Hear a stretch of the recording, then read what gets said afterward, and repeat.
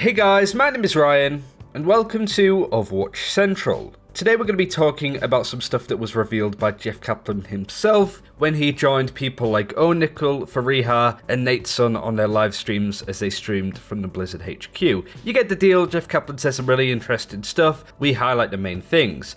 We're not just going to be taking all of the clips and playing them. You can check out all of the people I just mentioned streams on Facebook and Twitch. Find that all in the description below, but we're going to take like half a dozen clips, some of which are very short, of just Jeff Kaplan talking about really key things and then mentioning smaller stuff as we go along. One of the first key questions that people were wondering around the event is the map, Havana. It's beautiful, it's luscious, and you can definitely tell it's a payload map. So this is what Jeff Kaplan had to say about it, when to expect it, is it going to be a PvP map, and just general stuff like that. This is going to be a payload map, in fact. Yes! And it will be on the PTR very soon. Awesome. Well, how soon are we talking? So Very soon, actually. Like we did with Retribution, with Rialto, we like to test out the PvP maps first and give them some iteration time. Let all the Sombras and Reapers figure out how to get out of the map so we can fix it before it goes live. At least the first round of it. So that's the new map. He also mentioned that the storm effects won't be present in the PvP map. It'll be bright and luscious like the rest of the map. What's interesting around Havana is that you have the second point being inside. We kind of assumed that the final point was going to be the distillery where you go inside, much like Dorado, where teams would switch to tankier comps. But it's interesting to have an open map go into a closed map and then an open map again, kind of like Watchpoint Gibraltar, but a little bit more closed in, that you might be running dive to begin with, and then you might switch to tankier compositions like Goats for the second point, and then switch again. It'll be interesting to see what the pros run, but I think that was very much a intentional decision coming out of Blizzard to try and change stuff up, instead of the final point being the closed in area like Eichenwald, Dorado, Blizzard World. You get the idea. And he also did say, as you heard, that it should be on the PTR very soon, along with some feature content. Jeff Kaplan said right at the end of the stream, there's a really cool PvP surprise coming to the PTR very soon. Please be looking out for it. And he also did say during the stream that they have been focusing more on features as opposed to reworking the game, making a story-based mode, which he said would be as ambitious as making a brand new game altogether. They mentioned that it took them 6 months to make this event, and it took them a year to make Retribution. So even though it doesn't seem like an awful lot when you go into it, like rehashing the Talon mobs and stuff, it still takes a while for Blizzard because they're making cinematics and the map itself. Speaking of the enemies, there was a lot mentioned around the characters in there. Sojourn and, I don't know what to call him, Omnic Predator. Jeff Kaplan did say that these heroes in the event will be future heroes down the line. We'll talk about when and where. But ultimately, there's one thing that I wanted to say about the enemies shown right at the end of the Archives event, and that's that they are null sector. In the Archives event, the original one, the Uprising, you saw these null sector bots trying to take over King's Row. They are like a very Omnic focused group.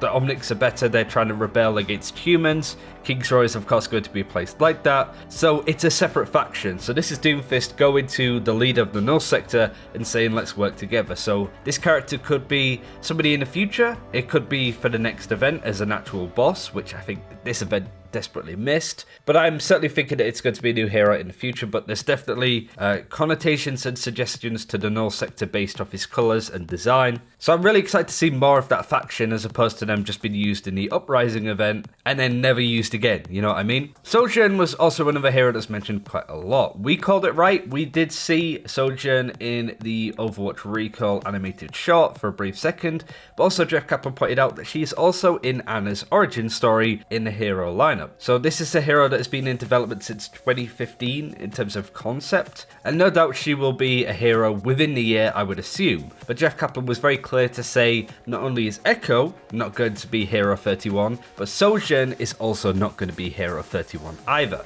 And Sojourn is a very big and important character in Overwatch, so I'm really excited for our players to learn more about her, and they're definitely going to see more Sojourn in the future. Oh my gosh. How do I say this without spoiling too? Echo is amazing. She's awesome. She is not the next hero. Okay. I will tell you that. So that's some good information. Echo is not the next hero. Sojourn is not the next hero. Oh. That's all I'm gonna say. So there's gonna be someone we haven't. That's all Is it I'm gonna Jetpack say. It's not definitely. I said we were never making Jetpack Cat. No, I never heard me like that. Never, ever. That would be so ridiculous. Now it kind of goes into an area of, so who is going to be Hero 31? Is it going to be somebody that we know about in the past, like that have been mentioned, such as Junker Queen, who we will come on to in a second, or like Baptiste, a hero kind of out of nowhere that might have been hinted to previously, but ultimately we would never have guessed that he was going to be the next character, right? Junker Queen was also mentioned, and this is what Jeff Kaplan had to say about her and when to expect her. Are there any plans for Junker Queen anytime soon? Junker Queen is a character that we love. Arnold has drawn many pictures of her. She looks awesome. So there are big plans for Junker Queen. I just deflected while standing on the payload by myself. Genji on the payload? Big plans, huh? Yeah, Genji on the payload. And I fat figured by E, but it's okay. Yeah, she's somebody we very much care about and want to do cool stuff with, and we know that the players are really excited for her. So she's a big opportunity for us. Awesome. A long-term opportunity or a short-term opportunity? I would say more on the long-term front. Okay. So basically, don't expect Sojourn, Echo, or Junker Queen to be the next hero. Maybe Maximilian, that would be my guess, my assumption perhaps, but I'm really excited to delve into that closer to the time really. But speaking of things that are coming closer on, we have the next event that we can certainly look forward to, the 3rd anniversary event for Overwatch, which is going to bring a skin that's going to break the internet, but who is it going to be for? A certain hero that's going to get an awesome anniversary skin. She's everybody's favorite mech pilot. Oh. And I think it will be the skin that breaks the internet. Wow. I'll just say that. So that's a little tease. Skin that breaks. The skin that breaks the internet. You heard it here Whoa. first. That skin is going to break the internet. Jeff Kaplan also mentioned around the anniversary event that it's going to come in with some features that might actually be very, very good for PvP.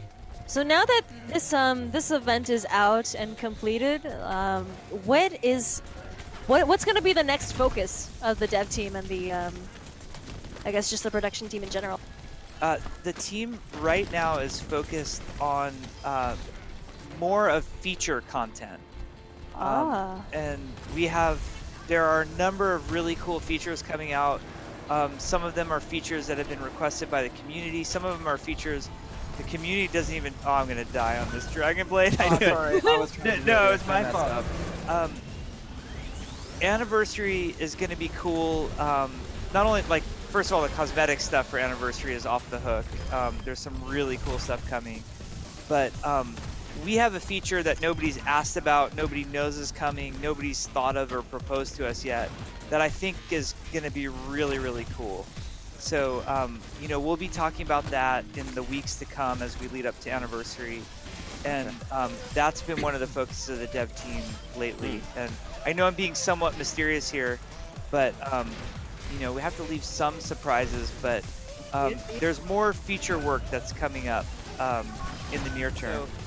Around the time of the Anniversary patch, I don't know if it's directly lined up with the Anniversary patch or a little bit before, there's a feature that, like I've said, nobody's really talked about before that I think is going to really surprise people and delight people. I think it's going to be awesome.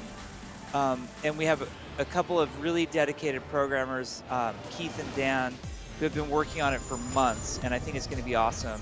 Now, coming later this summer and into early fall, there are a couple more features that are more the type of features that have been requested by the community that they're very hopeful for, and I'm excited that we're going to be delivering on a couple of those features. Okay. There's a very cool PvP surprise coming very soon to PTR, and we think the map is awesome. We think you'll really enjoy it. There's quite a lot of features that have been mentioned here, but he seems to suggest that there's 2 or 3. There should be a new, in inverted commas, feature coming in onto the PTR very soon, probably alongside Havana as a map, so do be looking out for that probably next week, next Thursday or something. I would assume. Maybe Thursday this week. Who really knows? But there is also going to be some other features that are going to be really huge for the game, according to Jeff, alongside or around the time of the anniversary event that is completely separate.